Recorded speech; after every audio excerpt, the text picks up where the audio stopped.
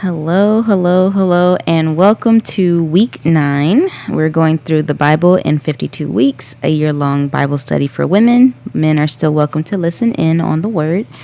We're going through week 9. It is delay does not mean denial. I say this a lot now. Ever since I heard that, I was like, that's a word. That's a word. Delay does not mean denial. We're going to go through. I'm going to try to push through all the way to day 3, so Numbers 14 all the way down to chapter 22. So, yep. I gotta remember that. 22. Okay. The people rebel. That night, all the members of the community raised their voices and wept aloud.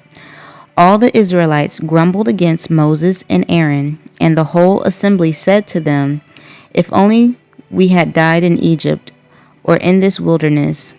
Why is the Lord bringing us to this land only to let us fall by the sword? Our wives and children will be taken as plunder. Wouldn't it be better for us to go back to Egypt?" And they said to each other, "We should choose a leader and go back to Egypt." Then Moses and Aaron fell face down in front of the whole Israelite assembly gathered there. Joshua son of Nun and Caleb son of Jephunneh, who were among those who had explored the land, tore their clothes and said to this entire Israelite assembly, "The land we passed through and explored is exceedingly good. If the Lord is pleased with us, he will lead us into that land, a land flowing with milk and honey, and will give it to us. Only do not rebel against the Lord. And do not be afraid of the people of the land, because we will devour them. Their protection is gone, but the Lord is with us. Do not be afraid of them." But the whole assembly talked about stoning them.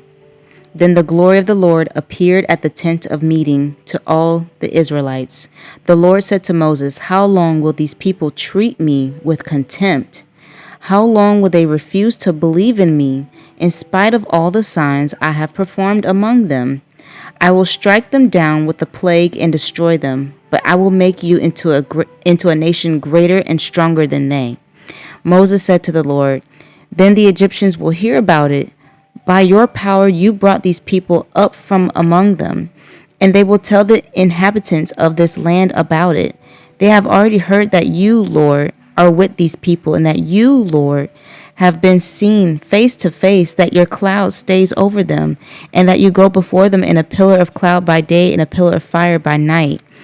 If you put all these people to death, leaving none alive, the nations will have heard this report about you and will say, 'The Lord was not able to bring these people into the land he promised them on oath, so he slaughtered them in the wilderness.' Now, may the Lord's strength be displayed, just as you have declared. The Lord is slow to anger, abounding in love, and forgiving sin and rebellion. Yet he does not leave the guilty unpunished. He punishes the children for the sin of the parents on to the third and fourth generation. In accordance with your great love, forgive the sin of these people, just as you have pardoned them from the time they left Egypt until now." The Lord replied, "I have forgiven them, as you asked. Nevertheless, as surely as I live, and as surely as the glory of the Lord fills the whole earth, not one of those who saw my glory and the signs I performed in Egypt and in the wilderness, but who disobeyed me and tested me 10 times, not one of them will ever see the land I promised on oath to their ancestors. No one who has treated me with contempt will ever see it. But because my servant Caleb has a different spirit and follows me wholeheartedly, I will bring him into the land he went to, and his descendants will inherit it. Since the Amalekites and Canaanites are living in the valleys, turn back tomorrow and set out toward the desert along the route to the Red Sea." The Lord said to Moses and Aaron, "How long will this wicked community grumble against me. I have heard the complaints of these grumbling Israelites. So tell them, as surely as I live, declares the Lord, I will do to you the very thing I heard you say. In this wilderness your bodies will fall, every one of you 20 years old or more, who was counted in the census and who has grumbled against me. Not one of you will enter the land I swore with uplifted hand to make your home, except Caleb son of Jephunneh and Joshua son of Nun. As for your children that you said would be taken as plunder, I will bring them in to enjoy the land you have rejected. But as for you, your bodies will fall in this wilderness. Your children will be shepherds here for 40 years, suffering for your unfaithfulness until the last of your bodies lies in the wilderness. For 40 years, 1 year for each of the 40 days you explore the land, you will suffer for your sins and know what it is like to have me against you.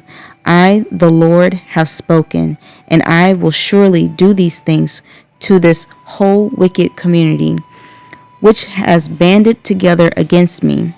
They will meet their end in this wilderness. Here they will die. So the men Moses, who had sent to explore the land, who returned and made the whole community grumble against him by spreading a bad report about it. These men, who were responsible for spreading the bad report about the land, were struck down and died of a plague before the Lord. Of the men who went to explore the land, only Joshua son of Nun and Caleb son of Jephunneh survived. When Moses reported this to all the Israelites, they mourned bitterly. Early the next morning, they set out for the highest point in the hill country, saying, Now we are ready to go up to the land and the Lord promised. Surely we have sinned. But Moses said, Why are you disobeying the Lord's command? This will not succeed. Do not go up, because the Lord is not with you. You will be defeated by your enemies, for the Amalekites and the Canaanites will face you there. Because you have turned away from the Lord, he will not be with you, and you will fall by the sword. Nevertheless, in their presumption, they went up toward the highest point in the hill country, though neither Moses nor the ark of the Lord's covenant moved from the camp.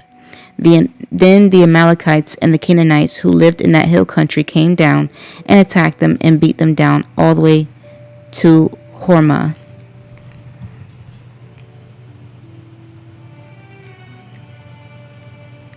There's always a warning. I keep finding this over and over again.